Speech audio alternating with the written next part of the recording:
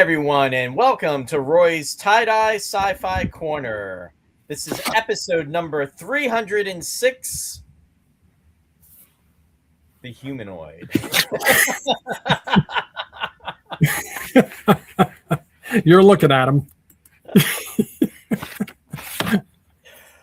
And with me tonight to discuss this classic Italian sci-fi adventure film is my friend and my co-host, who is celebrating his 6th year anniversary on the show, the one and only Ross Amico. Hey, Ross. Farewell, Mr. Bond.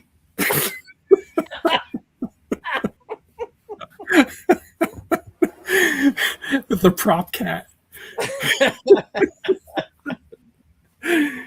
All right. And I take it that wasn't Pussy Galore. Oh, it is. He is. Yeah. Oh boy. Hey, Ross, how are you? All right, how you doing today? I'm doing well. Fancy meeting you.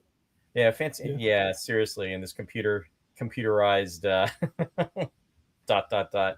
Oh my God, Ross. Tech issues out the wazoo tonight. Oh my goodness. Thank you. I apologize to the mere 3 people that are out there watching us tonight, because we probably lost the 3 million people that would have otherwise been tuning in had we broadcasted on time, which would have been about 20 minutes ago, as opposed to 7:30 now, 7:36. But for those 3 people that are out there, I bid you welcome. Now, I do want to say right at the start, you're periodically freezing, which means I'm probably freezing. You are not. Okay. But your voice is unbroken. Okay. I can hear everything you're saying, but you keep freezing kind of. So I don't know if we're going to run into any issues. It's all right, Ross. If we do, I have no doubt you will carry the show. And me with my bare arms. I'll just blind everyone with my arms. It's the first time they've been exposed in years. The sun is your kryptonite. Well, maybe not. Anyway, I want to say hi to the 4 people that are out there now. We've gained one. Yes. Are we too late for Randy Lee? No, Randy will probably show up in an hour.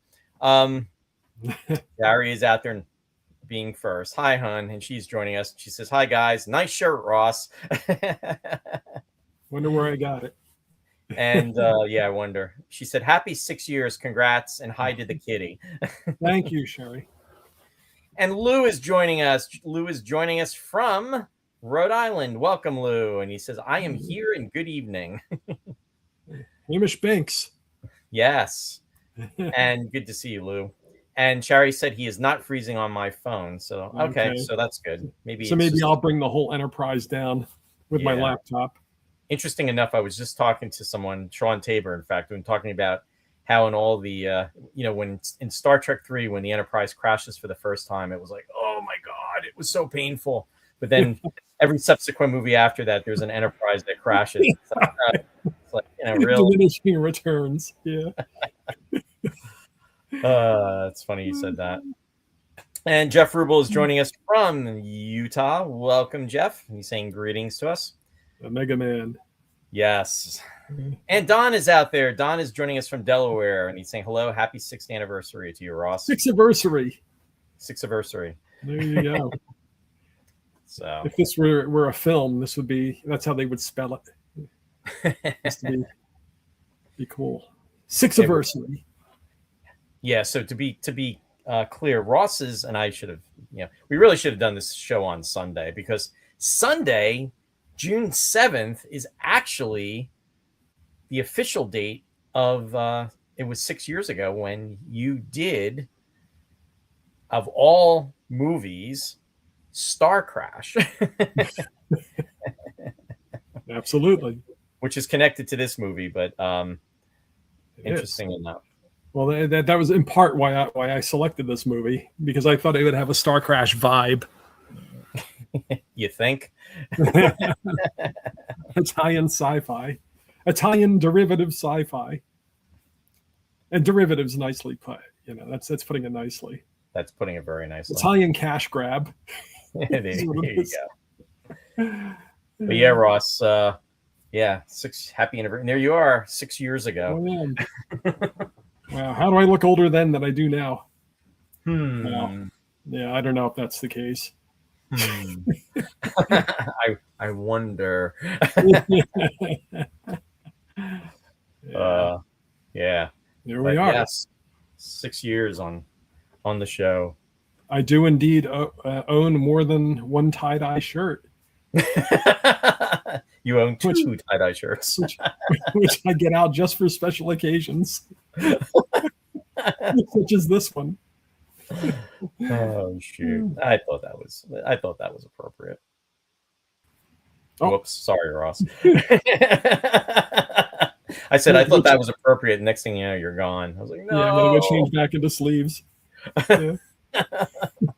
The arms were too much, Ross. Anyway, we're just having some fun, but yeah, no, think about it though. Seriously, when you think 6 years, that's crazy. It is crazy. I mean, so much time. I mean, yeah, rub it in, but it does go so quickly. Oh, well, don't mind if I do. Thank you. Yeah, cheers, Ross. You can see I'm on the warm weather beer now. No Guinness. No Guinness. I'll have Guinness, but I'm not drinking it today. Yeah. I said no Guinness for you tonight. Yeah, it's in the fridge. It's waiting for October. It's waiting for Oktoberfest. Yeah. No, but my God, I just yeah, I mean, we were in the heart of COVID, and yeah. I'm kind of doing the mental rewind. Folks, I apologize. I'm a little discombobulated tonight. Seriously, the computer had crashed. It said your hard drive is on overload. It can't take much more of this. And everything just like froze up and just went down. So anyway. Yeah, there was all kinds of stuff that went on. Yeah. Hey, Marianne, thanks for joining us. She said, hi, guys. I'm here, but can only stay for a little as I have to be up at 3:30 a.m. for work. I'm so tired. I used to keep that schedule on the weekends. Happy Thank you, Ross. Thank you. Attack of the Sixth. Sherry said instead of Star Crash, it's computer crash. Oh man, boy, they're full of them tonight, Roy. Yeah, they really are. All these tired people getting up at 3:30 are still quicker than we are. Yeah, really. I don't know. Oh, Marianne says she works in a lab. Wow. Well, I never worked in a lab. So you got me there. But are you creating things? Am I creating things? No. Creatures? Only in my head, Ross. Only in my head. Yeah. So let me ask you, Ross, out of all the episodes that we've done in your 6 years, what would you say are your top 5 favorite? Ooh, well, I can't come up with them off the top of my head. I mean, I can think of, we had a good time talking about The Devil Rides Out with Christopher Lee. Of course, it was fun when we did Rollerball and I had the hoagie. Yeah. And when I shaved during 7 Faces of Dr. Lowe, that was fun. We had some though that we were really cracking up. We really got each other going though, and those were my favorites. But I can't really put my finger on when exactly they were. But yeah, once I get you going, those are my favorites. Hey, Deborah. Thank you. Good to see you. Thanks for coming on, Deborah, too. In my bare arms. I know. It's horrifying. I'm not used to it. Don saying Life Force was special. Oh, Life Force was a lot of fun. Yeah. You mean the movie that had Patrick Stewart in it? And The Devil Rides Out. The Eyes, Rex. Yes. Likewise. Yeah. Oh, thank you. But Yeah, I mean, there were a lot of laughs. I enjoyed, when I go back and watch them, they're more fun than when we actually do them sometimes, because I'm thinking while we're doing this and trying to focus on what I want to say, and unsuccessfully much of the time. But when I go back and watch the shows, they're often entertaining. So, Hey, Chris. Chris is joining us from Kentucky. He said happy 60th hello. anniversary, Roy and Ross. Thank you. Yeah, thanks, Chris. Yeah, this is Ross's day. This is really it. This is my day. Every dog has his day. and this is mine. Give me a milk bone.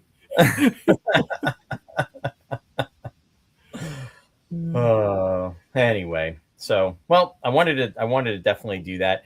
I felt, and I put together a video earlier this week, and I don't know if the folks out there saw it, but I was cracking because I sent it to Ross, and then Ross was like, Star Trek, Star Trek, Star Trek. So I thought, and I kind of hit the brakes on it, and I was like feeling really bad. So I wanted to make sure to put out the 6-year anniversary forefront for you, Ross, because you're very appreciated. What brakes did you put? You didn't take it down, did you? No. Oh, of course not.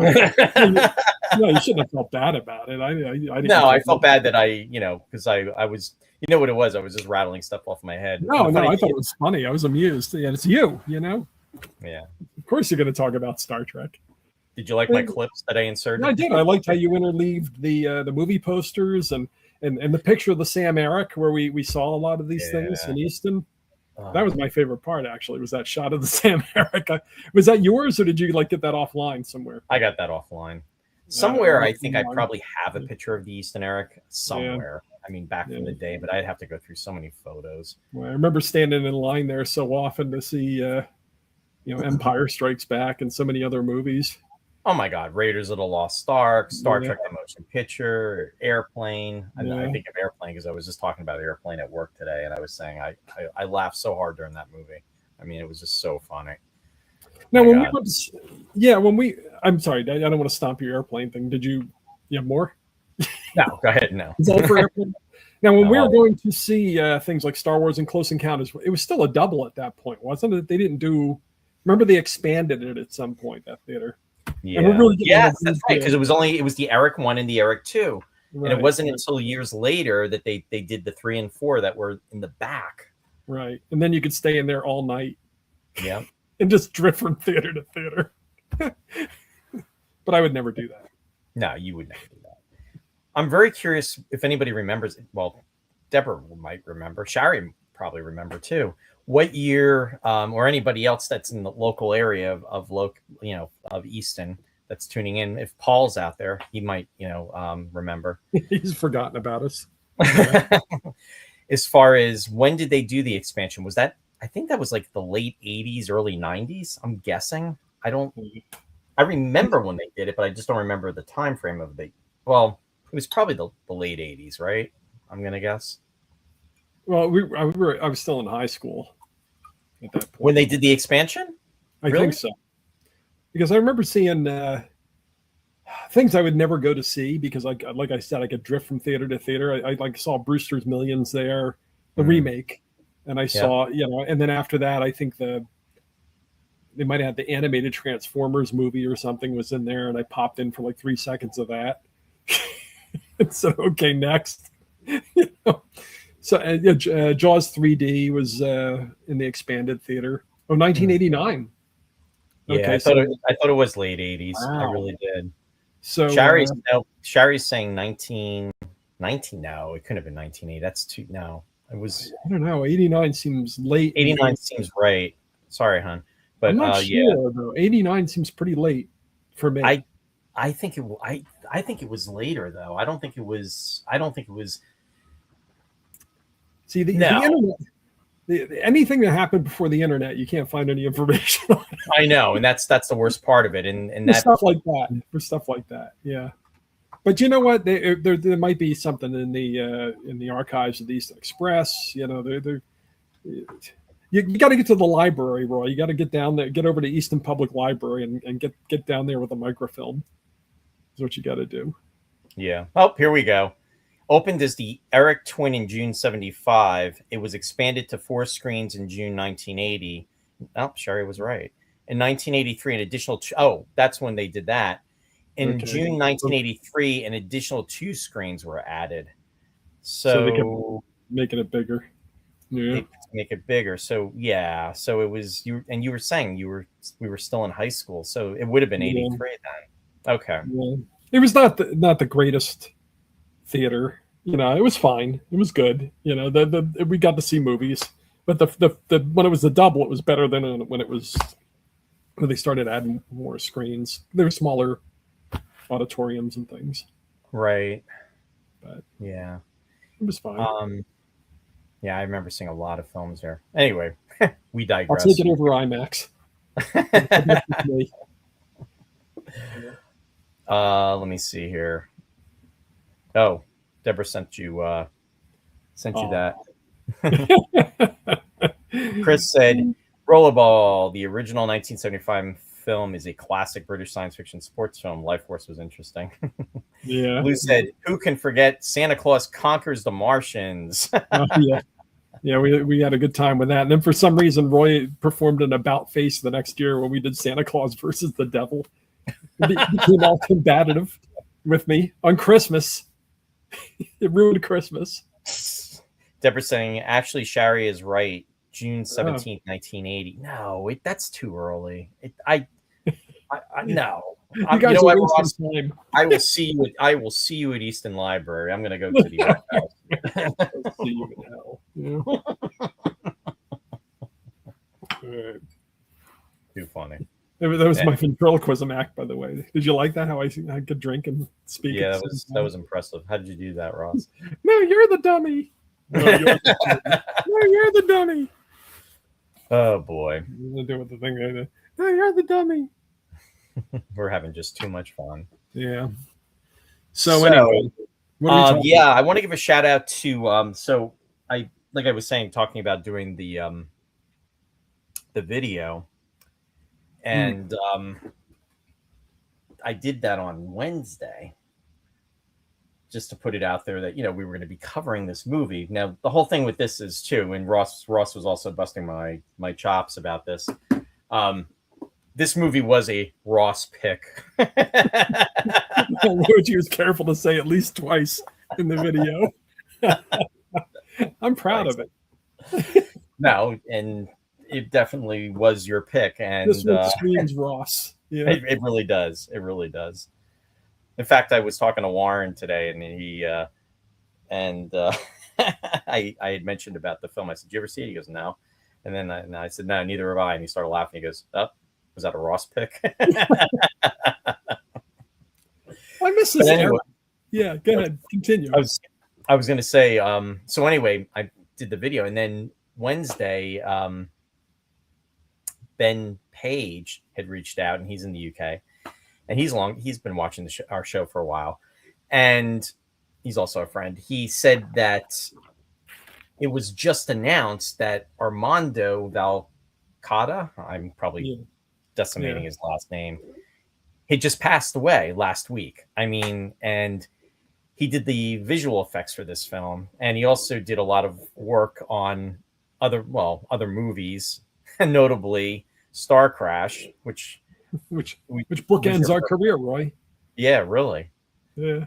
So I just thought, wow, that's, and he even, we were even saying, about deflating this and, the timing. And so anyway, with that said, I wanted to just, say our best to his family, and, we were sorry to hear the news, and, his work will be remembered. And he did different things. I mean, he was involved with Godzilla in 1977. Yeah. As well, he wanted to do something earlier, but it fell through. But yeah, I saw he did one in the 70s. He did the Hercules movie with Lou Ferrigno. Yeah. Well, he was involved with that Luigi Cozzi, who directed Star Crash. The two of them did special effects. Like whenever Cozzi did a movie, he did the effects for it. So they were associates, and friends. Yeah. But Yeah, so it's really it's a shame. I know, and every week we could probably. I mean, this is a big coincidence, but every week we could probably pull somebody out that you know died recently because of the passage of time. Of course, I mean, we didn't mention Marshall Lucas last time. I remember you were sorry that we didn't mention her. You know? Thank you. I appreciate that, Russ, because I forgot again. And yes, I mean, an instrumental with Star Wars, as everyone knows that are Star Wars fans, in regards to the editing and her involvement in the film, being married to George Lucas, and again, she just passed away. So very, very sad with that happening. Jeff Rubel, no, it's not too early, Roy. You're just old.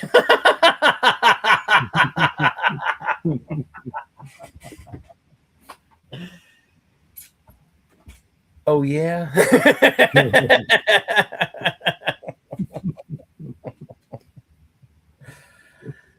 Yeah. Them's fighting words. I will have you. I was gonna, it was funny today at work. Somebody asked me. One of my coworkers said, because I just started working there. She said to me, she goes, Roy, are you a millennial or are you a Gen Xer? Oh, there you go. Okay, boomer.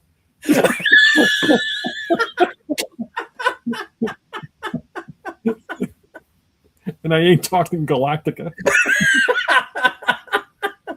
What's so funny is that term came up and about being boomer, and I almost said, I was going to say, oh, you watch Battlestar Galactica.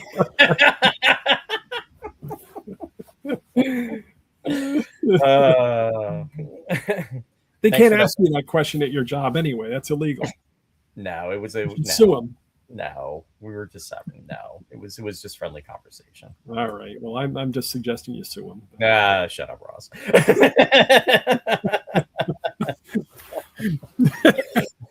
Happy anniversary, Ross. I don't work at HR, so. But anyway, it was just a fun conversation. Yeah. So anyway, with that said, yeah. Oh, Deborah just commented. She said, opened as the Eric Twin on June 25th, 75, with Gene Hackman in French Connection, this too, and Bess Peter Sellers in The Return of the Pink Panther. It was expanded to 4 screens on June 17th, 1980. On June 2nd, 1983, a 5th screen added, with 6th screen added on June 17th of 83. Renovation was carried out in 2004. New booths and front ends, all DTS houses, multi-formal digital processing for events and festivals. This was in vain as the Marquee Theater was closed in February 2007 and plans were approved. ... So Return of the Pink Panther was one of the first movies that they had there, because I actually saw that there. My mother took me in 75 to see that. So it must have been, maybe I saw one of the first movies that opened the place. I don't remember that it had just opened. But I spent many. We're not even talking about this movie. We got to get back to this movie. I mean, you can't digress before you talk about the movie. You got to break away and digress during the discussion. We can't. The whole preamble is like. Oh boy! And with that said, Jeff Rubel said, "Hey, boomers are cool." Chris said the original Battlestar Galactica is way much better than both. Well, we don't talk about G1980 on this show, Chris. Galactica 1980. And Deborah, yay me. Yay yetter. Yeah, we really didn't even get to the meat and potatoes, Ross. All that meat and no potatoes. Yeah, and with that said, there we go.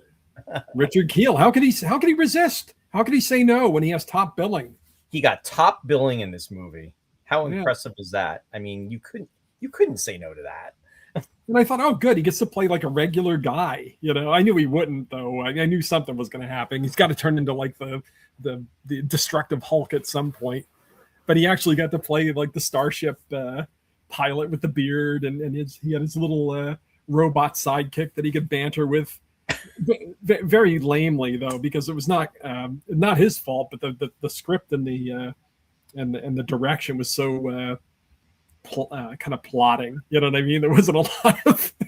They set the camera up, and that was it. There wasn't a lot of. Oh, I got to plug my computer in here. All right. So anyway, before we get too much into that, so he had a lot more to do in this movie than he often does. So that was fun. Also, what I wanted to say about movies of this era is, it's from an era when there was no shame in just like going to see trashy movies. I mean, these things were in regular movie theaters. It wasn't like if I wanted to go see like a trashy grindhouse movie, I would have a hard time just going to a theater and finding a movie like this. But it used to be that the theaters were full of this stuff in off seasons, especially after Star Wars came out. We were devouring like everything space after Star Wars came out, and they just cranked these things out. Things like Star Crash and the Humanoid and oh god, invaders from Starship Invaders. Lord help me. Oh my god. Yeah. So how we found this was I was watching a video at some point, or I read an article at some point on the internet. I shouldn't even call it an article. These time-wasting things like 10 Star Wars ripoffs. And I looked and I'd seen 9 of them, and this one I'd never even heard of. So I watched the YouTube video for the trailer, and I sent it to Roy. So we got to do this because it was just so Star Wars. I mean, it's just so ripped off from Star Wars. So not as bad as Turkish Star Wars, by the way, if you haven't seen that one yet. But I don't even think that's unwatchable. But what they did is in Turkish Star Wars, they actually took footage from Star Wars and edited it into the movie.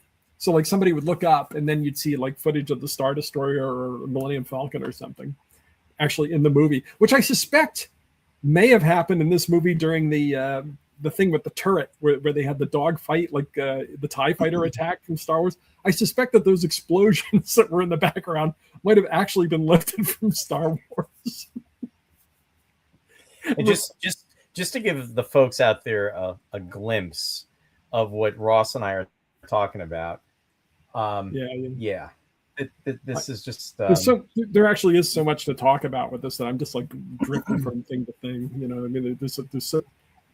To say all roads lead to Star Wars is, how we do that with, different, or all roads lead to Space 1999. Of course, all roads lead to Star Trek. Well, this is Star Wars being in the limelight in regards to this film. It just, Well, it was immediately after Star Wars. They just cranked this out. Yeah.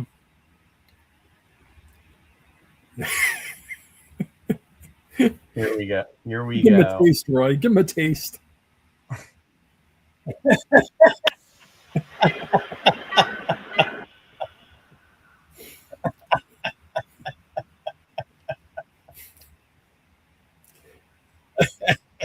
So it's like Star Wars, except really, really cheap.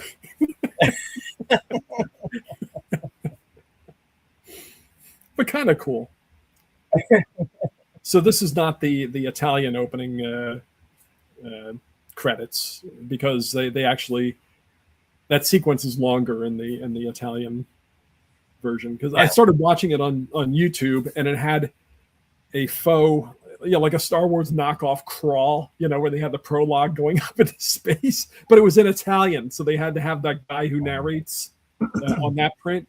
He still narrates on the Italian print. So and I'm wondering, since I didn't go back and watch it twice, I'm wondering if that print might also have some more nudity and graphic violence or something in it that they may have trimmed out for the American version, as they often do in the Italian movies.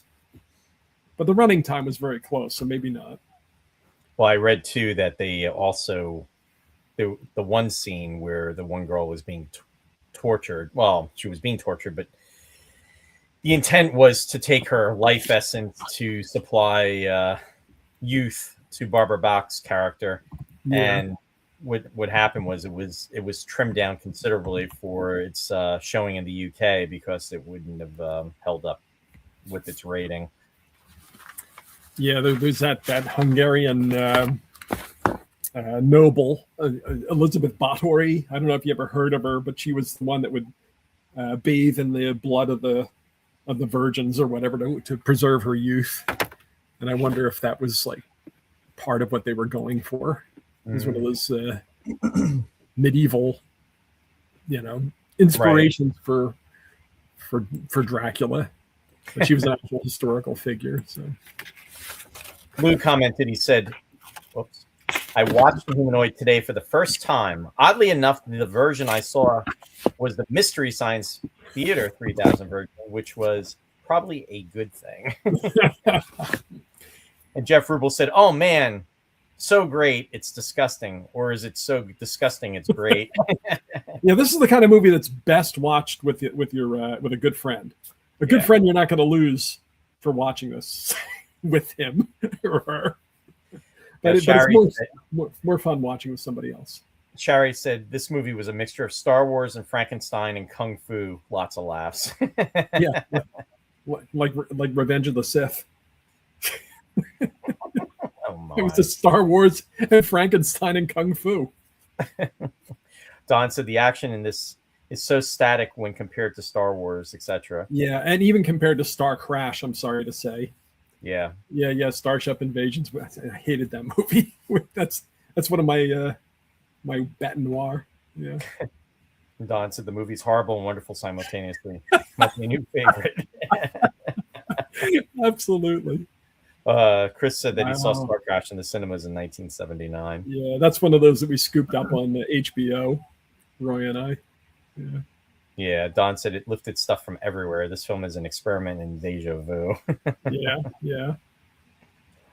For the production design, certainly they were leaning hard into Star Wars.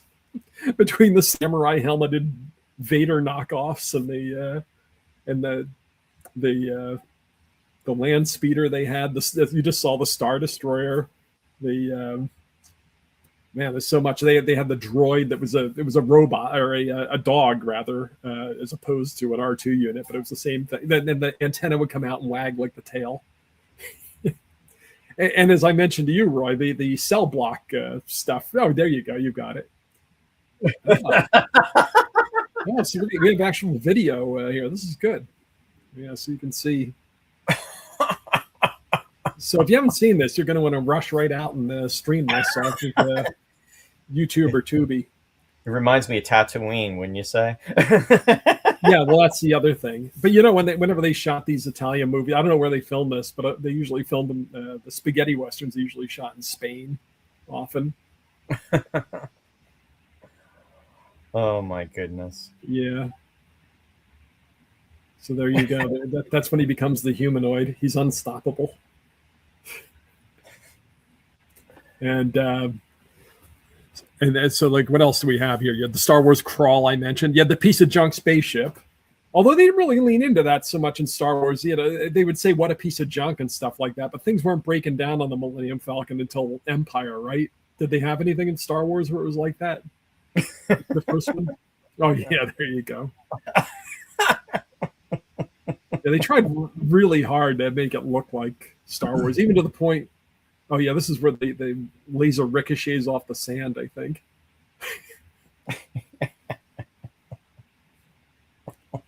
Yeah. Oh, my goodness. Even to the extent that they were standing around at a point, I don't even know what it was. It had a dial on it that kept spinning around, but it kind of looked like where the rebels were meeting on the moon of Yavin before the last battle, or during the last battle. Can you say his speeder, land speeder? My God. Yeah. Well, the one shot, I don't even. Yeah, they did a really good job actually from the side. Not when he was driving it. It was when what's her name, Corrine was driving it. Exactly. Yeah. So yeah, Tatooine, and the good guys in this blissed out utopian world kind of had the Rebel Alliance vibe. They all were wearing like lighter colors and beige and that sort of thing. The bad guys, oddly, were wearing black, since in Star Wars all the stormtroopers were white. But there's yeah, this guy, yeah, Darth Vader but not with any kind of oxygen. Why is he wearing the? It's very Mad Max. A little S&M is what it is. oh yeah, and Arthur Kennedy.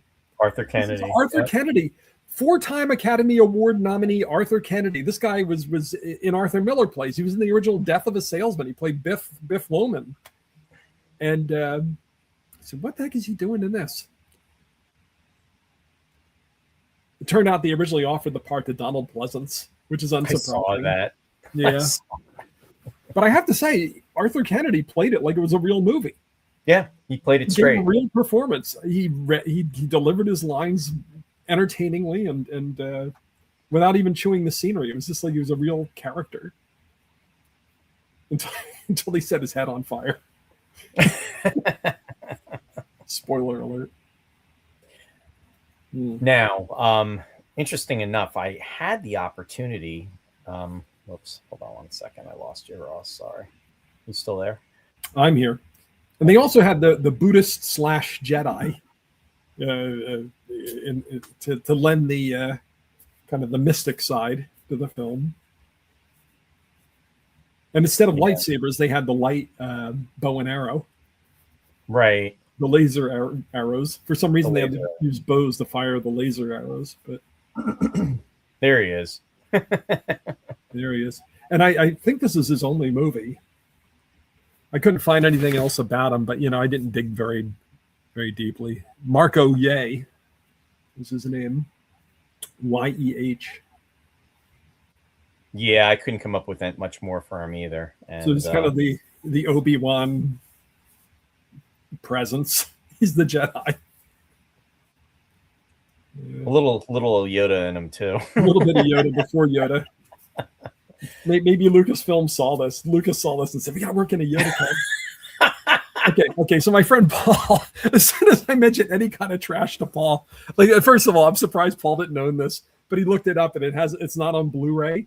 And I said, whoever puts this on Blu-ray is going to get sued to the poorhouse by Lucasfilm so fast. Nobody will touch it. Nobody's going to touch this movie. Strictly Alpha Video. Oh, yeah. There wasn't a lot of information about the film. It was more, the information that was out there seemed to be from somebody that actually watched the movie and was just trying to give some commentary about the behind the scenes stuff. It was like, there is an interview with Richard Kiel out there, and he does talk about the filming of this film, though. So. Okay. I also like the fact that in case you didn't catch it, see you have to watch the Italian version to see it though, because they didn't have all the credits go up at the beginning of the other print that you just showed. At the end, it says directed by George Lewis. Yes. Instead of George Lucas. Because the director's name, his name is Aldo Lotto. So, I mean, they were just like, but they always did that with the movies that got distributed in the English language. They always changed their names to they anglicize them for the American market. Yeah. So I don't know. I'm sure George Lucas must know about the existence of this movie. He's probably not real happy about it. Oh, I'm sure. Well, what do they say? Imitation is the sincerest form of flattery. Yeah. Imitation is the sincerest form of cash grab, is what it is. Supercar. Yeah.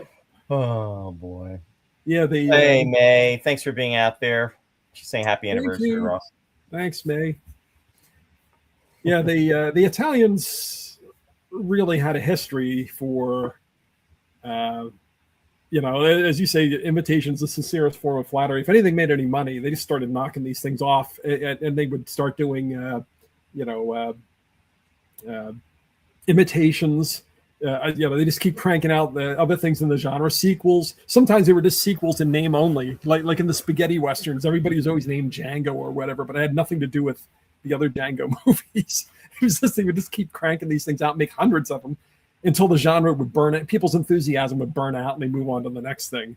So they went from those like Hercules type movies in the 50s and 60s to the spaghetti westerns, and then when those burn out, they went to the giallo films, the horror movies.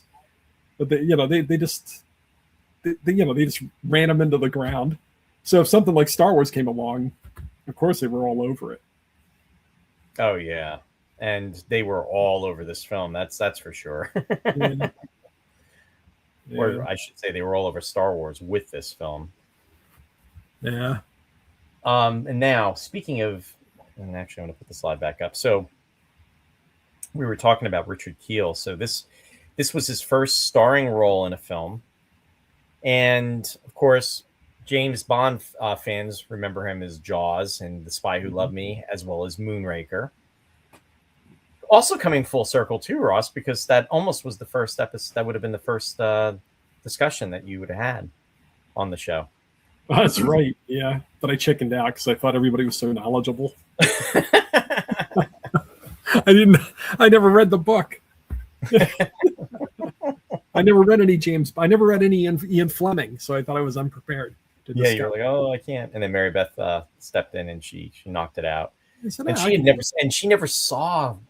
never seen Moonraker. Yeah. Either. That was kind of cool. Yeah. So it kind of made me feel comfortable doing it. Yeah. Yeah. No, it all worked out. It worked out well. But hey, you know what? The timeline was set, Ross. You were meant to do Star Crash first. So we can fast forward 6 years. It was almost like in the past, it was you now in the future Ross telling past Ross, you cannot do Moonraker. You have to wait for Star Crash. Well, in some weird way now, this kind of ties off my association with the show. So now I've got to go all the way back to Star Crash and start over. Bookended by causality loop.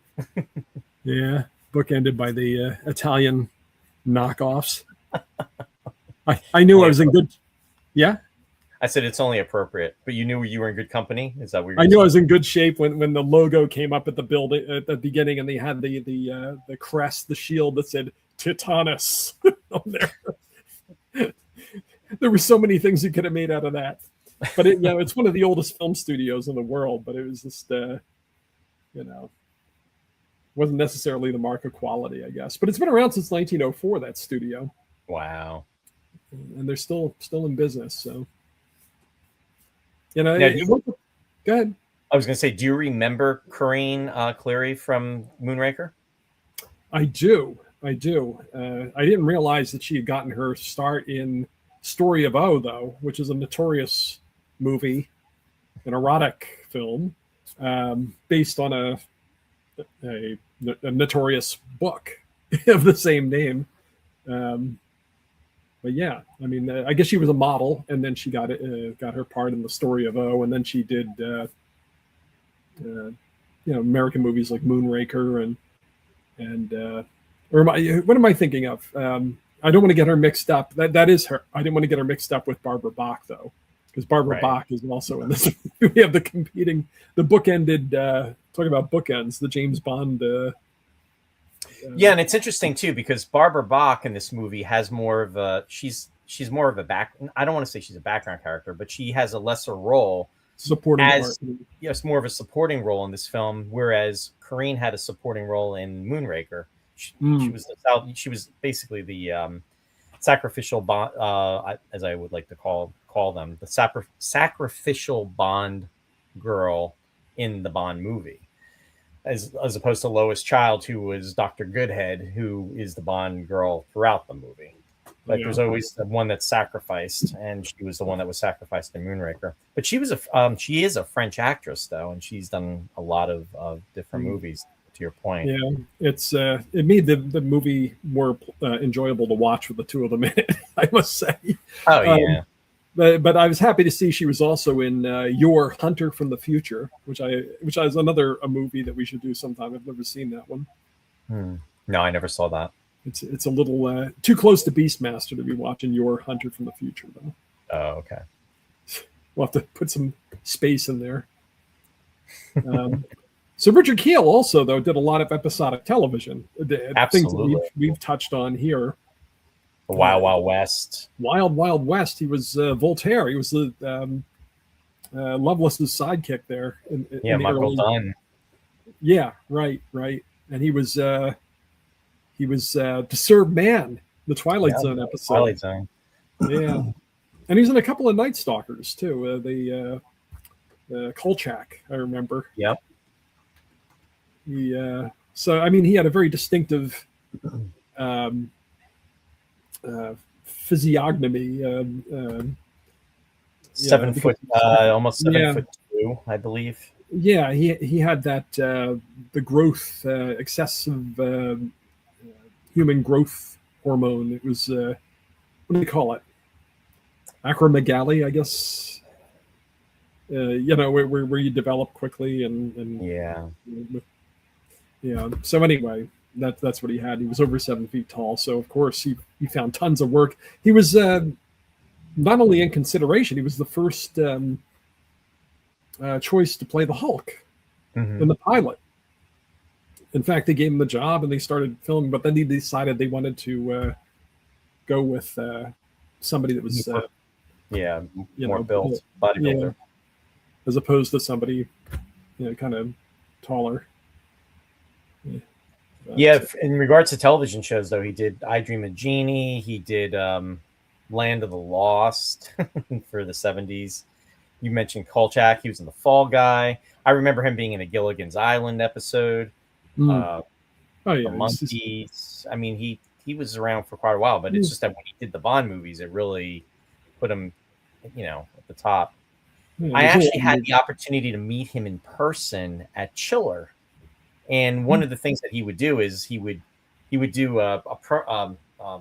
whatchamacallit, not saying a publicity photo. He would do a photo with you, and then he would just basically take his hand and put it on your head, and then and hold you around the neck like this. And his hands were so big, and he was there with his wife too, and both of them were really, really nice. Sadly, he's since passed away, and he passed away about 12 years ago.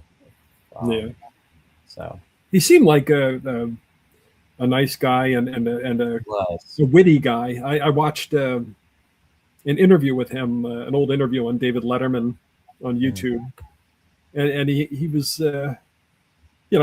he was fun. I don't think Letterman expected him to be as funny as he was. It kind of took him off guard. And it's probably imposing to sit there next to him. He's so big. Yeah. Well, here. It's funny you're talking about that because Sherry and I have been watching, and I guess you could say I've been subjecting her to it, but Tattletales, from the 70s, the game show. And it was Tattletales came on in 1974 and it went on until 1984. But I think there was a hiatus in between for maybe about a year or two. But it's interesting because they will have celebrity couples on there. And then they're basically, for the half of the show, the guys will be out, and then for the second half, the ladies will come out, and they're backstage, and basically just trying to see if they, know who matches up, the best, and then they wins money for the rooting section. He was on with his wife, and it was in 1978, 79, and it was 78, but it had to be right around the time this movie was being filmed, because it was. This film was released in 79, so I'm going to assume it was probably made in 78 at some point, obviously cashing in on Star Wars. But to your point about being, Vic Tayback was one of the other couples. He was there with his wife, and Vic Tayback was a big guy, and he's like next to Richard Kiel. He's like towering, and it was just kind of funny. But, anyway. Yeah. So, and then Barbara Bach was in it, as we mentioned. Yep. She played Lady Agatha, so she was one of the villains. She too was a model. She played Nausicaa in a miniseries of The Odyssey, an Italian miniseries back in the 60s, I guess. And then The Spy Who Loved Me, of course, made her internationally known in 77. Right.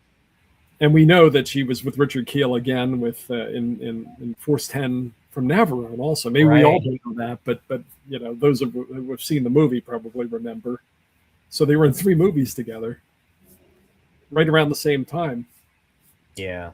So it's pretty interesting. She actually had tried out to be one of Charlie's Angels too, but she lost to Shelley Hack. Yes. She lost out to her. Yeah. I wish Force 10 from Navarone was a better movie. But yeah, it had a lot of good actors and a lot of interesting actors in it. So, and then Arthur. I was going to say, I guess we should mention that she is married to Ringo Starr too. Married to Ringo Starr. That's right. They were in Caveman together. Yep. With John Matuszak and Dennis Quaid. Yeah, I'm not a fan of that movie.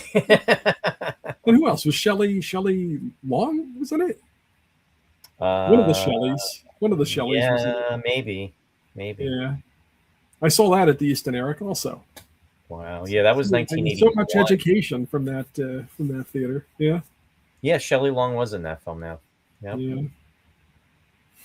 Avery Schreiber, you remember him? Oh yeah, of course.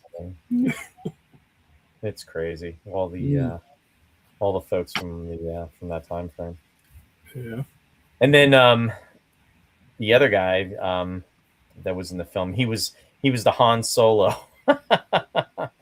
Oh yeah, I didn't recognize him, Leonard Mann, whose birth name was Leonardo Manzella. Like I said, they have to change everything to anglicize it for U.S. audiences. But he was in spaghetti westerns. Kind of had that.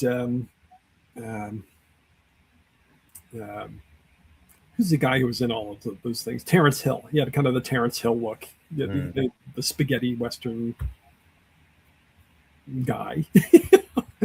Making the rounds. Yeah. You had Terrence Hill. You had Franco Nero. You had Clint Eastwood, of course. Clint Eastwood, yeah, that's right. And some other guys. Charles Bronson gave it a whirl. Yul Brynner gave it a whirl. Yeah. So and that's the thing. Like, why did these guys do these bad Italian movies? Because they made big money. They were international exposure. Right. If you caught the wave, you became a big star like Lee Van Cleef. Who was not really. He was in a lot of stuff in the U.S., but he was never as big a star as he was after the spaghetti westerns. Right. A bunch of western, Good, the Bad, and the Ugly is well known, but he made, I'm sure he made dozens of them in Italy. Follow the road of gold. Exactly. So, hey, just want to catch up on some of the comments out there. Follow the money. Yeah. Marianne said she became a college professor. I'm not sure who she was referring to, though. Mm-hmm. Randy is out there. Wait, you're live. Yeah, we had tech issues, Randy, just like we did back in the day all the time. But basically, my computer crashed tonight, so that was all on me. But we are live and we're here. Thanks for joining. Yes, Randy, the banana section for Tattletales, exactly. Dennis Chevalier is joining us from Canada. Welcome, Dennis. Thank you, Dennis. And Lou is out there. Oh, Lou said, of course, Lou is out there, but Lou commented. He said Richard talked about having to do a show where he was playing Elvis. Then he said that was a joke. Don said she's great, but she's no Matilda May. Oh boy. And Marianne said Barbara also played in a movie with her husband Ringo about cavemen and no talking throughout the movie. I know. It was like Quest for Fire, only bad. Yeah, right. Holly from James Bond became a college. Oh, Holly from James Bond became a college professor. That's interesting because that Leonard Mann became a social worker in L.A. So yeah, not all of them stayed in the movies. Yeah, I did not know that about Holly. Interesting. But yeah, I thought that Barbara Bach, she seems somewhat subdued in her portrayal. Don't you love the fact that they just kept emphasizing her name was Gibson? Was it Barbara Gibson? Like, how many times did they have to say Barbara Gibson, Barbara Gibson, Barbara Gibson? And then when they show her desk, they've got, like, on the back of her computer, Barbara Gibson. Yeah. I wasn't catching why they were doing that, the overkill. It was for verisimilitude. It's like, oh, look, it really is American. Yeah. even though Gibson's a Scottish name. Yeah. Yeah, there's Arthur Kennedy. I wonder Like if you he had said, fun doing the part, or if he was just like felt it was so demeaning. But he put us all into it. nah. Dennis said, I saw Caveman at the show. Do you mean in the theater? I'm not sure what he means by that. It fits right in. Yeah. Oh, this is great. Yeah. Yeah, I didn't go crazy with the slides, but I thought I would make. Oh, he said yes. Okay, yeah, I did. I saw it at the theater also. But then again, I saw Inchon at the theater. What did you see at the theater? Inchon. It was the Korean War epic with Laurence waxen Laurence Olivier playing Douglas MacArthur. And it was scored by Jerry Goldsmith, and it was produced by the Reverend Moon. What year was that out? Early 80s. I don't know. Wow. Maybe, I don't know. I think it was early 80s. It was not a good movie. Not even Jerry Goldsmith could save it. Yeah, well, but I saw that at the Eric also. Yeah. The Eric had so many good movies that went through there. He had so many good movies and Inchon. And Caveman. Did you ever see the movie?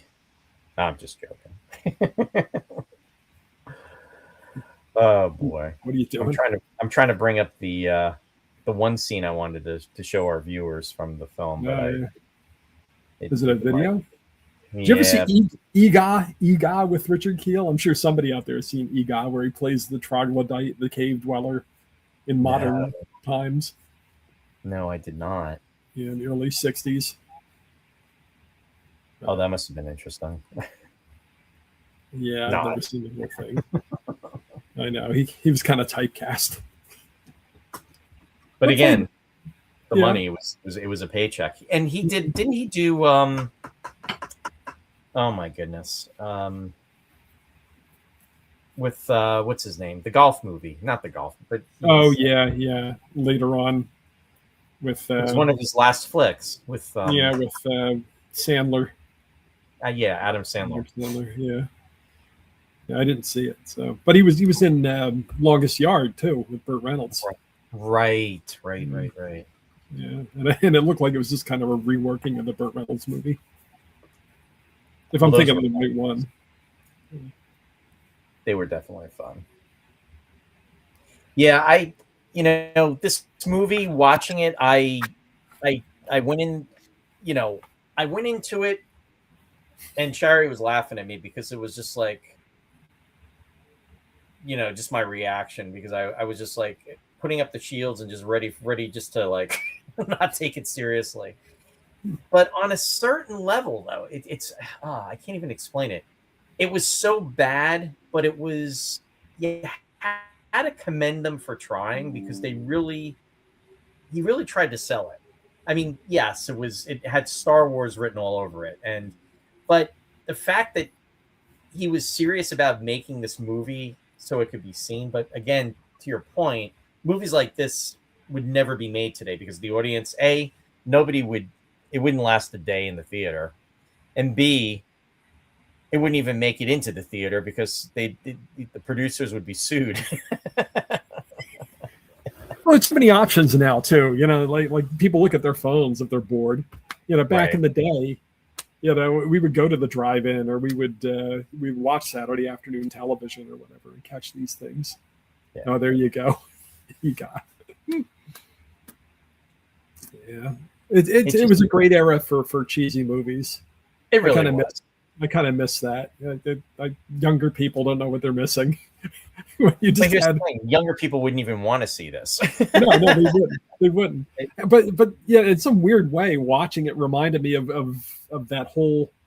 It really brought back that whole era of not just seeing this, but seeing the original Star Wars, and of all of our Super 8 movies, and how hands-on everything used to be back then. And now, like anybody with a with a phone can make a more professional looking movie than the Humanoid, almost.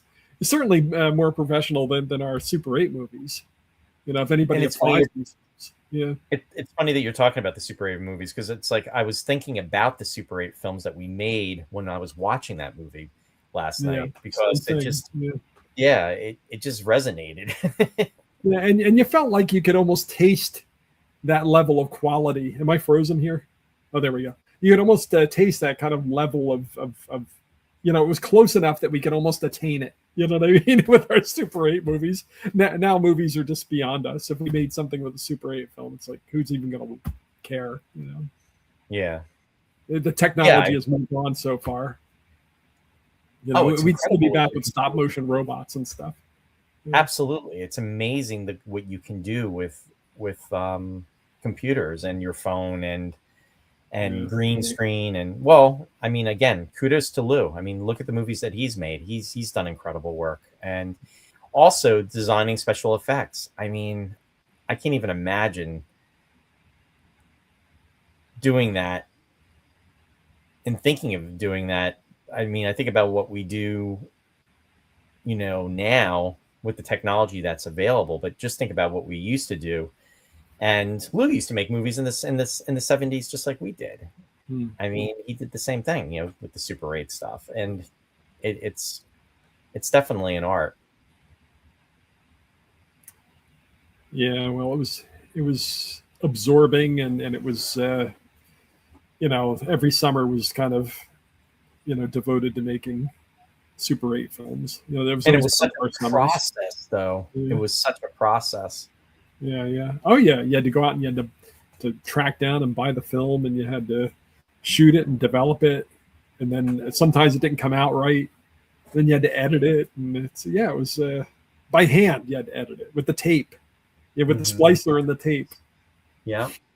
And the splicer would look like a Star Trek communicator. You'd flip it open, and then you put the film into it had the little hole. Well, the film itself had the holes in it at the top, the sprockets, and you would line it up and put it into it, and then you would bring it down, and then when you brought it down, it was like a little razor on it, and it would allow you to cut the film.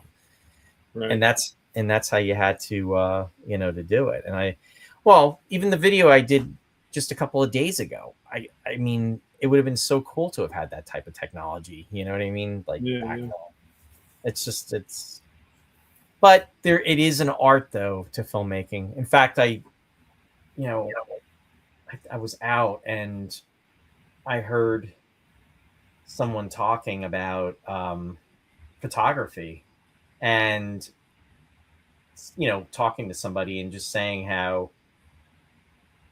they couldn't imagine how it was to do photography with film, and having to rely on film, and how it was so unpredictable, and it just was something it couldn't even be considered. And I'm like, wow.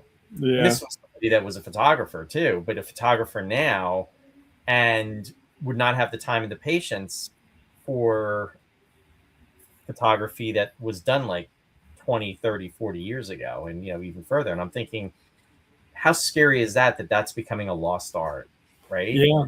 Oh yeah. And so many movies you see where somebody takes pictures, then they hang them up in their little dark room, and now it's like, what are they doing? There's a diner I go to sometimes in the area here, and they have a payphone, like an old payphone in there. Yeah. And so when people go in there to check it out, I've got the number, and I'll call it, make it ring. Oh, it still works? Yeah, when they pick it up, I hang up, But yeah, they're like, oh wow, what is this? How's this work? Yeah. Lou said Super 8 had limitations, but it was a lot of fun. Yeah. Absolutely. It was, and Randy said, and we ride our buggy. But no, it was fun. I remember, here, and we've talked about this before, but I can't help it. But with the film cartridges that we would get when we make these movies, one Super 8 cartridge would have 3 minutes and 20 seconds on it. literally. I mean, that's it. Right. And It would always you run have to out. buy several of them in order to try to make a lengthy film. And once you film, that was it. You'd have to mail it out. You'd go to like a photo. You remember Photo Lab? Or they had they had those I'll say kiosk, but kiosk was more. Yeah. Well, it was Photomat. Photomat, Photo Lab. Well, they had several of them. Yeah, Photomat. Yeah. And you Or you write Kmart. your name on or you can go to Kmart, not Walmart, but Kmart, and you would deposit it into the envelope, and then it would be shipped on its way. And then you'd have to wait maybe like 5 days for it to come back. And it was the anticipation of getting it back and putting it through and watching it, and then it was just all Roy's nude photos. Where's my film? Well. Randy said I had friends that built their own personal darkroom. There you go. Wow, nice. Sherry said, when I was 19, I worked for a children's dentist, and when he took x-rays, I would go in the darkroom to develop them. Yeah, that's becoming like a lost art. Hey, Bill. No worries. Thanks. We were late tonight too, because my computer crashed, so we started at 7:30. But thanks for being out there. Hi to Mary. Hope you're doing well. And Jeff said, and you hope they wouldn't lose the film. Yeah, and that definitely happened too, Jeff. Absolutely. I have this running in the background. Dun, dun, dun, dun, dun, dun, dun, dun. Well, yeah, don't think I didn't think while watching this movie how fun it would be to go back with the Star Wars soundtracks and to track it with the kind of temp track it. Put the Star Wars music into it to see if it would improve the movie at all. Close the blast doors. Close the blast doors. Open the blast doors. Oh my goodness. Shari was saying that the sound effects sound like something out of an arcade, which it did. You definitely got a lot of that. Choo, choo, choo. Yeah, it sounded like asteroids. I think they only had one sound effect for the. Oh, there he is. Yeah. And I like the fact that they gave him like the leather neck flying cap, like the World War I flying cap. I like that he's able to take he's able to get hit with laser beams even when he's not a humanoid. I was cracking over that. He's unstoppable. Yeah, look, direct hit, nothing. Wait a minute, he's not a humanoid anymore. How's he doing that? He's Richard Kiel. He's Richard Kiel. Yeah, and the Italians love this stuff. They love their strong men. They were very big into the peplum stuff, the Hercules and the Goliath and the Atlas and Samson and Goliath. Yeah. Lou commented. He said, "Did you ever get someone else's movies back? It happened to me a few times." No. Randy said, I used to use fake names when I dropped off the film. Oh, my. I bet you did, Randy. Jeff said, is there a version of this with a laugh track that would help? Carl Hungus is the name he used. What's that? Yes, if there was a laugh track. It would help. Bill said they destroyed the pictures of my son, 18 months old at the time. That's heartbreaking. The last pictures I had of my dog came back kind of screwed up. The divisions on the photos, it was cut in a way that you only got half the picture, and then the other half was just blank. I don't know. But anyway, I still have the negatives that I always think about. Well, maybe I'll go back and try to get them developed at some point. It was pre-digital, so yeah. Well, they're if you have the negatives, and there's actually a program. It's an app, Ross. They have an app for everything. The Lord apps those who app themselves. Yeah. You can put your negative under the light of an app, and it'll show you what the photo will look like. Oh, really? Okay. Well, maybe I'll have to learn something. We're so spoiled now with the cameras on our phones. Even though the camera on my phone is crap, it's Oh, now you're really spoiling stuff.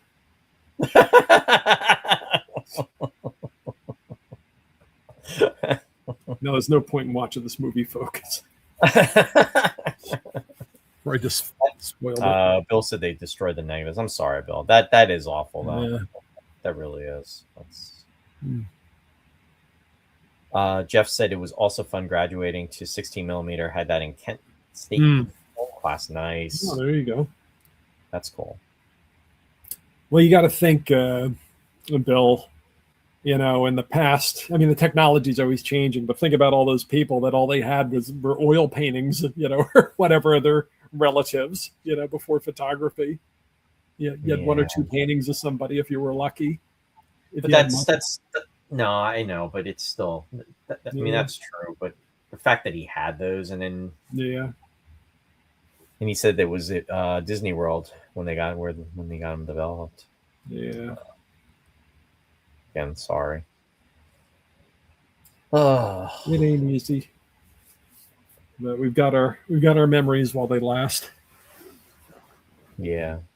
And I got my 160,000 photos that are on my phone. On your phone. Right. That's the thing. It's like I have so many pictures of my cats now, you know, but we got a handful of pictures of my other pets probably. You know. Yeah. Because all you had was your Instamatic. Yeah. I know. When you think about, remember the cameras that the cube would turn every time you took a photo? Oh, yeah. It's crazy. I still remember the smell of the flash cubes. Yep. The flash bulbs. Yeah. Oh, here we go. Yeah.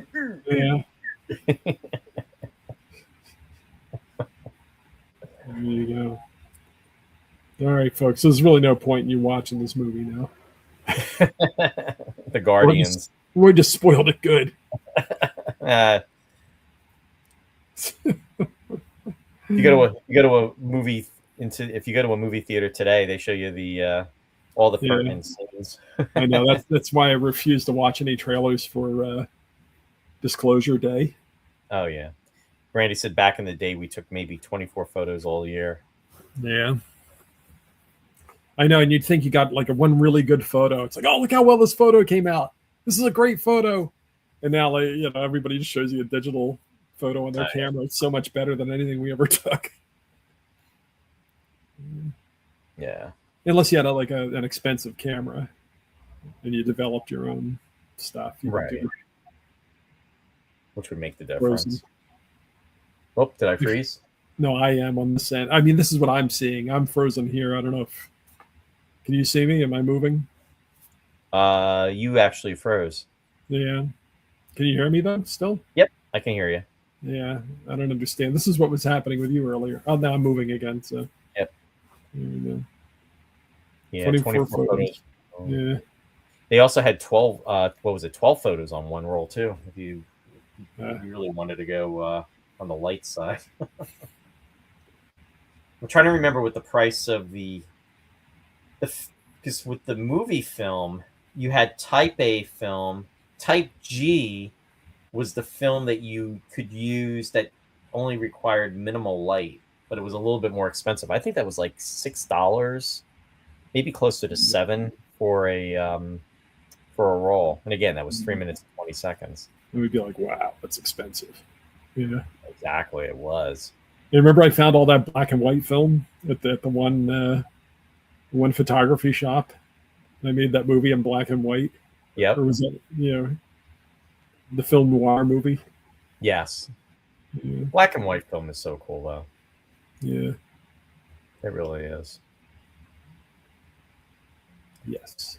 But anyway, we have digressed and digressed and digressed. We digressed and digressed. We digressed even before we even started, as you said. I feel like if I had to choose between the two, I would choose Star Crash. I think that one was better directed in that it was zanier and faster moving than this one. But I still thought that this one was fun. As I said, it's more fun if you're up at 2 a.m. with a friend drinking and watching and busting Right. on it. It would be perfect. But yeah, but that's the reason I went with it, because I wanted the Star Crash vibe. Yeah. Oh, and also, did you catch the? I don't know if they did it on purpose, but knowing the Italian directors, they probably did the Planet of the Apes thing with the ship crashing in the water. I did catch that. Really Yep. reminded me of the opening of Planet of the Apes. Absolutely. Yeah. Bill said, "No, you guys never digress. You redirect." Bill said also, "I still have my dad's 1960s Polaroid camera somewhere." Yeah. I had for the longest time. I had my the one that my parents used as well, and that was from the 70s, though. It wasn't from the 60s. Jeff Rubel said, "How about a sequel episode next week?" Yeah, Turkish. That's the one I was talking about. Turkish Star Wars. I don't think I can make it all the way through Turkish. I would have to watch it with all of you guys. We'd have to get together, and we just have to pass the bottle and watch that thing, because I don't think I can make it through myself. I would need a support group to get me through Turkish Star Wars. I've watched enough of it. It's on YouTube. But before you start twitching, I realized who the musical composer was. Yeah. Ennio Morricone, talking about like All roads do lead to Space 1999. Yeah, talking about punching down. But this is the thing about foreign films back then. The U.S. was the center of kind of like the pop cultural world. Everything that we had, the technology, we had, we had it down here, because the Hollywood was grinding these things out in the 30s and 40s, and they were at the top of their game already, and the rest of the world has kind of followed our lead since then. Now anybody can make a good movie. We've seen good movies from all around the world, but but people never got paid what they got in the United States, which is why you have all these British actors coming over here and living in California, and and they didn't have the taxes or they had higher taxes there, so they would come here and they wouldn't have to give it all to the Queen or what have you, the Treasury. But so Ennio Morricone, he had to work for a living. I don't know how much he got paid, but he had to keep. But I think he was just an overachiever to begin with. This guy had to. Depending on what source you read, the estimates are somewhere between 300 and 500 film scores is what this guy wrote. I don't think even he knew. Film and television he worked on, which means he was just writing constantly. The films the scores are varying. I wouldn't say quality, but varying media. Like sometimes it'd be orchestral scores. Sometimes it would be like this. They had a lot of electronics in parts of it.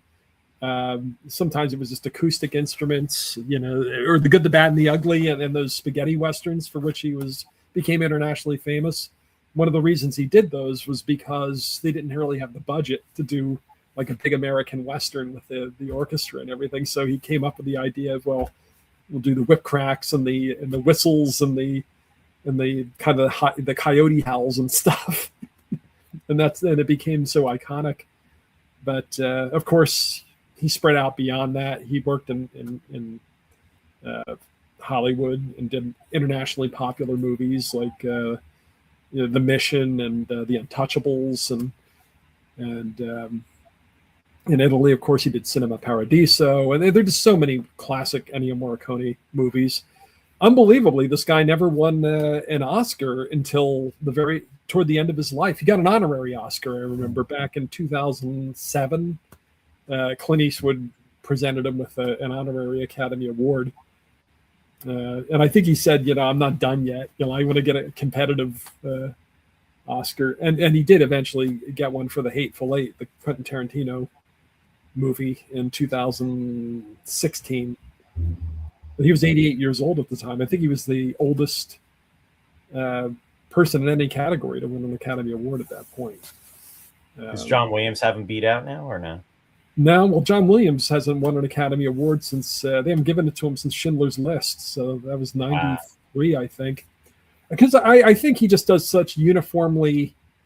He has such high-profile projects and does such universally recognized music and such uniformly good work that they just assume that this guy has 100 Oscars. So why give it to him again when he really only has 5 Oscars? And the last one was in '93. Now there's a 4-minute clip of music from Disclosure Day online because he's scored it. He's 94 now, and sounds pretty good to me. So I'm happy to, because I was a little concerned. They were playing their cards so close to their chest. You know, they were saying John Williams was doing the music, but nobody would confirm that he was at the recording sessions. Nobody would confirm that, you know, the score was done. It was really weird how secretive they've been being about this, but supposedly he did the whole thing himself. You know, he didn't have help writing it. You know, because sometimes if he's busy in the past, he would work with William Ross. Sometimes, like one of the Harry Potter movies, he worked with somebody else on it. Although in the end, his assistant claims it was all him anyway. He's got such a work ethic. And he writes all the time, whether he's got an assignment or not. You know, he's always composing, whether it's for film or for the concert hall or just to keep himself, you know, because he's afraid, rightfully so. You know, if you stay active, there's more of a chance that you're going to stay sharp. You know what I mean? And if you're 94 years old and you stop, you might not start again. So I think that's why but he's been like this for decades, you know, where he is so disciplined about his work. But I'm digressing big time. I'm just excited to hear another John Williams score. And it is coming to CD. There were rumors that it was not going to be on CD. And I thought, oh my God, is this going to be another Indiana Jones deal where they put it on 500 CDs and then I have to like track it down and pay a top dollar for it from a collector, from a collector's market. But anyway. So that's Ennio Morricone. So he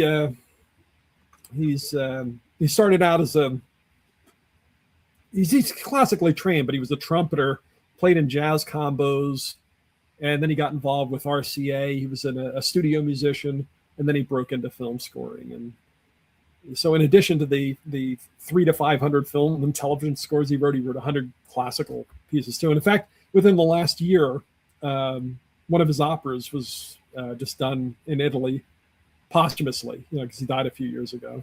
But it was in the New York Times. They wrote it up. I don't know anything about it, just what I've read about it. But so it's crazy to think that John Williams, he's the same age as essentially William Shatner. They're the same age. Yeah, it's unbelievable. Shatner, I don't know what's going on with him. Yeah, he's amazing. He's going to be up there in 2 weeks. That's the set tour. Looking forward to it. Yeah, you'll have to let me know how that goes. Yeah, he just doesn't stop. You're going to be there for that, right? Yeah. Okay. I'm volunteering up there, so that'll be fun. Good. Looking forward. I'm assuming Bill's going to be there with Mary. So Bill, hopefully I'll see you up there. Yep. See you, Ty. Yeah. No, it'll be a good time. Yeah, it's just I don't know. But the whole nonagenarian thing, the whole 90-year-old thing, is that what you're? Yeah, it's just mind blowing. And like I just said, I was telling you, we've been watching Tattletales, and William Shatner's on there. He was on there when that show came on, and he was on with Marcy Lafferty, who was his second wife, and they were married, for some time. In fact, Vince and I saw William Shatner and Marcy Lafferty do Love Letters, and that was at the Bucks County Playhouse, and that was back in 1990. Oh God, what year was that?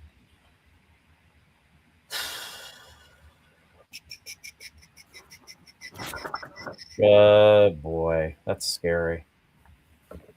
I'm going to say it was 1992. June. In fact, it was June of 1992. That was literally 34 years ago, which is crazy. And he did a great job. They both did. They were both excellent. And that's, in fact, what was interesting was coming out of that, he was signing autographs and people were taking photos and talking about the whole thing with the camera, how we're talking about the camera and everything. I had my camera all set and ready to go, and I went to take pictures of him, and guess what? I literally didn't have film in the camera. I was like, God. And I'm not even joking. I'm not joking. And then Bigfoot showed up, and they got on a UFO. So sorry that happened, Roy. Oh, so it was like, you got to be kidding me. That would have been a Pulitzer winner for sure. Yeah, I did get his autograph though. He signed. He signed. They both did. They signed the playbill, and I think if I remember correctly, that playbill is at my parents', and it's in the dresser. It's in the dresser drawer, not dresser drawer. It's in the dining room table. There's two drawers, and I think it's in the one on the right, and it's probably been there for over 30 years. Yeah, I'm going over in my Tom Cruise harness tonight, and I'm going to go down. And I'm going to steal your program. Nobody will ever know I was there. Because I'm sure you had all tripped out with laser alarms and stuff. Laser triggered alarms. Oh, it's crazy. Yeah, she was, Bill. She sure was. She took over for Ilea. She was in it. She played Chief DeFalco. That was her character's name. In that. But yeah, like I said, they were both really good and both really nice. So yeah. It's crazy. The other week I mentioned that movie to you, Free Enterprise, because we hadn't. I didn't know if you had seen it, and of course you did. Oh my God. I can tell you some stories. But I was calculating. Shatner was already like 70 when he made that movie. Something like that. He looks like he's 50. Yeah, I know. That film, I think, was made. It was like 90. Actually, 90. The first time I heard about that film, again, Vince had mentioned it to me. And when I was at the Space 1999 convention in California, in fact, Lou and I, we were roommates, in LA, the Breakaway convention, a vendor actually had that at the table. And I actually have a copy of that. I have the anniversary edition of that film. And Eric McCormick is in it. And the other guy that's in it is a DJ. He's not a DJ. He's I think like he's a sports commentator. And they both knocked it out of the park. It is, if you have not seen Free Enterprise, definitely see it. In fact, Darren Dockerman, who's going to be up at the set tour, the Inglorious Trexperts. He's one of the Inglorious Trexperts. He's friends with Robert Meyer Burnett, who was, I think, responsible for that. He was it's based on one of those guys that's in that movie. And I think I think Darren's in the film, or he was there. I forget. But anyway, if you're Bill, if you're up there, you could ask, Darren about it. But such a great film. And it's yeah, it's really good. And to your point, Ross, yeah, he was not young when he did that film. I mean, he would have been, 67 when he did it. Is that what it was? When I say young, I'm saying he wasn't in his 30s or 40s. I mean, Yeah, but I just couldn't believe that he was as old as he was, because he already was kind of he's got the aging portrait. You know what I mean? It's like he doesn't age. No. I mean, he does, but he doesn't age like you and me. No, not at all. He ages in his own weird, snail's pace. I can't believe it's almost been what? I mean, I was at Lindy. It's been at least, is it 4 years that he was in space, or is it 5 now coming up on? Was it 2001 he went up, or 2002? I don't remember. Yeah. It was either 1 or 2. It's coming up on 5 years, I think, this year. Yeah. It's crazy. Yeah. Yep. But let's see. Lou commented. He said, "When you see Ross show up to your place in the Mercedes, you'll know that he stole your.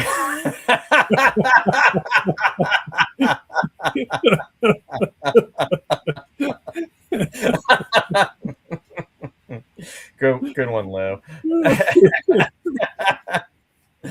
Oh boy. Bill said first time at Tie, we were late for our photo. William Shatner, who was looking a bit tired when we got in last, he immediately lost 20 years for the photo. Sherry said 2022. Yes, it's going to be 4 years. I think it was later in the year when he went up there, but that's crazy. Oh boy. Yeah, we just have too much fun on the show, don't we? Oh, she said no. 2021. Sorry, punched the wrong number. Yeah, it is coming up on 5 years. I was right. That's okay. Thanks, hon. There you go. Anyway, gonna wind down, Ross, because I know we got a late start, and I don't want to go too late for our Humanoid. If we didn't just do the Beastmaster last week, I would have done Goliath versus the Vampires, because I'm always talking about that movie, and that movie's a fun movie. It's better than the Beastmaster, but I didn't want to do two movies like that back to back. So yeah, no, that's one of these days. For my 7th year, I'm going to make you watch Goliath versus the Vampires. It's Sit down and watch. You will watch this. You're gonna have Richard Kiel hold you on your couch, make you watch it. Oh boy! So, in regards to the show, actually, let me see if I can get these things. The computer crashed. So I'm gonna try to do. Just skip them. Skip them. All right. Hang on. So we're going to do the shout outs real quick. Is it over? No, we're still broadcasting. So I want to give a shout out to Mike and Mary Beth Sci-Fi Distilled. They are on Wednesday nights at 7 p.m. Eastern Daylight Time. And they are, I'm not sure what they're doing this Wednesday coming up, but definitely check them out. They are on YouTube and Facebook. And again, that's our friends Mike and Mary Beth Sci-Fi Distilled. And they are on 7 p.m. Eastern Daylight Time. So definitely check them out. And let me see if I can get this. In regards to Country Gate Theater, Country Gate Playhouse, friend Bill Scarrato, they are going to be doing in July the Addams Family musical. And this is part of the youth performance workshop that Bill does every year. And tickets are available. You can go to, if you are in the Belvedere, Harmony, New Jersey area, you can go to countrygate.org to order the tickets. And the performance are Friday, July 24th, Saturday, the 25th of July, and then also the 26th, which is on Sunday.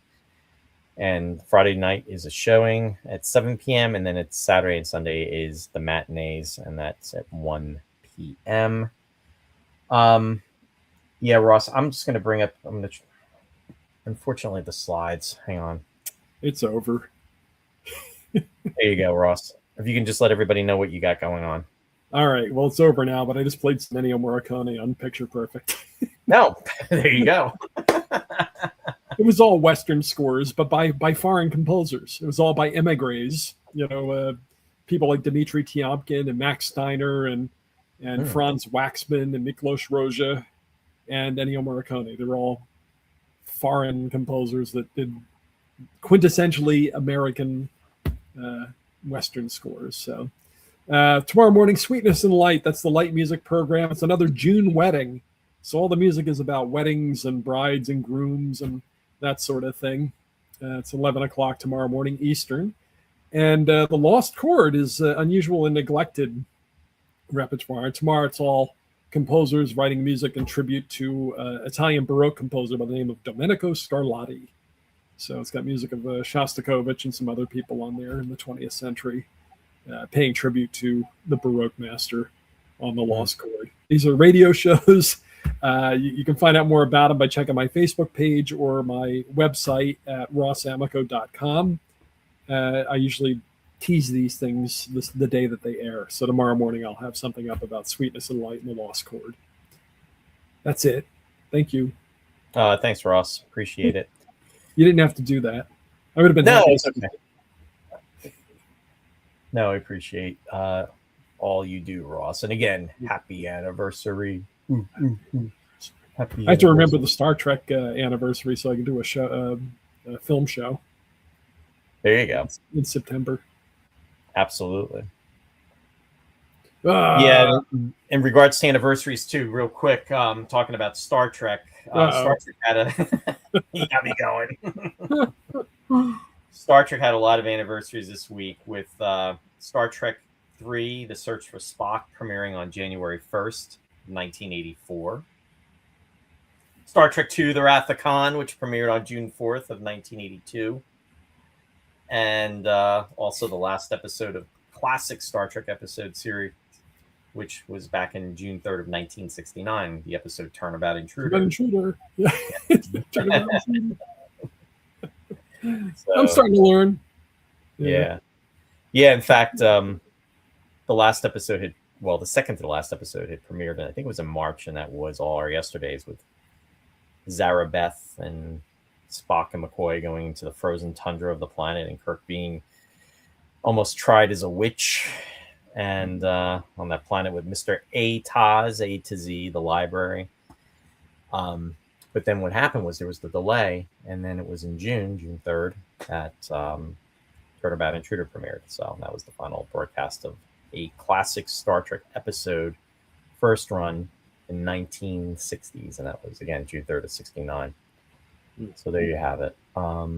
Yeah. Now, I don't have the slide because of stuff going on, but real quick, just to let everybody know, if you haven't marked your calendars, check out June 25th through the 28th, Star Trek Original Series Set Tour, www.startrektour.com. 60th anniversary of Star Trek is being celebrated up in Ticonderoga. So there you have it. Anyway, Ross and I will not be back next weekend. However, if all goes well, we will be back the following weekend. So that will be 2 weeks from today, which will be June 19th, Friday, 7 p.m. Eastern Daylight Time. So we will be on hiatus next week. But maybe I'll do a video. We'll see. Anyway. Just make sure you number it as an episode. Got to slip it in. Got to get the 400, Ross, while we can. Thank you. And there we go. Yeah, I saw. But that's next week. I was talking about this week, hon. Our anniversary is coming up this next week, which is Tuesday, June 9th. And it will be Shari and I's anniversary, and it will be 14 years. So happy anniversary. Happy anniversary. And that'll be June 9th, this coming Tuesday. But that's not until next week, so that's why I wasn't going to mention that. Good save. Yeah. So with that said, any last words, Ross, on your anniversary day? What is it? Well, my anniversary? Yeah. Any last word? I think I've said everything I need to say. I can't believe I'm here after 6 years. every time I try to get out, you pull me back in. No, Ross, you can pick. Oh, what can I pick? Can I pick a cheesy Italian? Yeah, you can do that.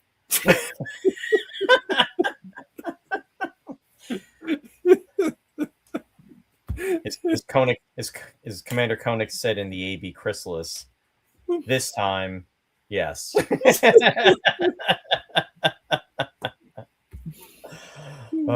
Don Ross. That's right. Oh boy. Anyway, well, thank you, folks. Thanks for tuning in. We really appreciate it. And if you haven't done it, I haven't given a plug for this, but I'm going to ask. If you haven't gone on Facebook, or if you haven't gone on YouTube, and if you have not liked and subscribed to the show, please do so.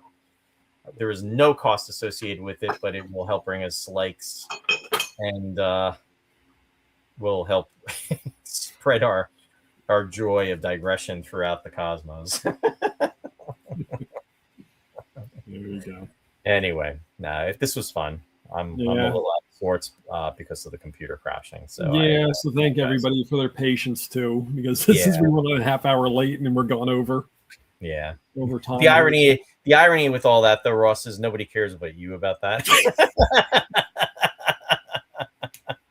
Nobody ever complains about that, but you, Ross. So yeah. By the way, in my 6th year, well, wait a minute. It's my 6th anniversary. We're going into my 7th year now, right? yeah. Yeah. So now it's union rules. At 9 o'clock, I'm out of here. It's in my contract. Let me guess, Ross, you're going to HR. Go to HR, Roy. Give me Boomer. that contract, Ross.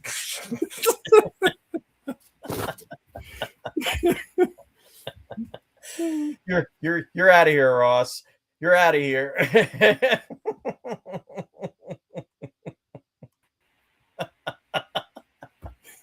or better yet, we don't fire you, Ross. Yeah, there we go. Good night, everybody.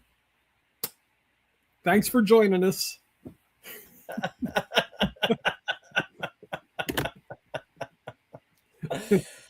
Shoot. Lou said that was fun despite the late start. Happy hiatus. Well, Lou always adds something. Yeah, So. all the time. Thanks, Chris. Bill said, Zarda about your computer. You probably did. Marianne said, had a nice time. Sorry I wasn't too talkative. See you on your next show. Happy anniversary again. Night, night. Good night. Thanks, Marianne. I thought she was going to go to bed earlier. Well, see, she's a devoted fan. Ross. We kept her up late. Now she's going to be really tired. She's in the lab inventing all these horrifying creatures that are going to attack you, Ross, when you try to break into my parents' house to get William Shatner's playbill from 34 years ago. Yeah, I'll show up with the harness and the humanoid will be there.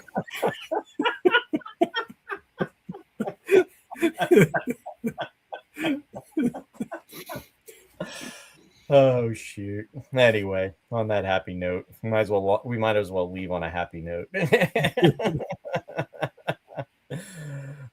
Thanks, folks. Have a great night. Have a great night and a good weekend. Thanks.